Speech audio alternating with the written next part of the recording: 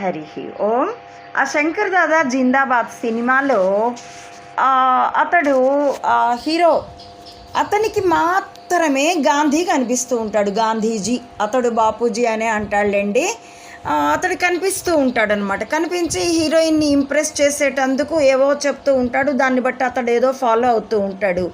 అయితే అతడికి మాత్రమే కనిపిస్తాడు. అతడు చదివిన, అతడికి తెలిసిన సంఘటనలు మాత్రమే అతని హెలూజినేషన్లో వస్తుంటాయి. దాన్నే బ్రెయిన్లో ఏదో కెమికల్ గడబిడ అంటూ హీరో రిఫర్ చేస్తాడు. అయితే ఈ విధంగా నువ్వు చెబితే నిన్ను పిచ్చి అని అంటాము అని మాకు ఇచ్చిన బెదిరింపుకి రిప్లై బెదిరింపు ఏంటో చెప్పమంటారా? కథ అనే సినిమా జెనీలియా నటించింది. లో లైట్ ఫోకస్లో వెళ్ళిపోయింది, వెతికి చూడండి. తదుపరి చెప్తాను. హరి ఓ.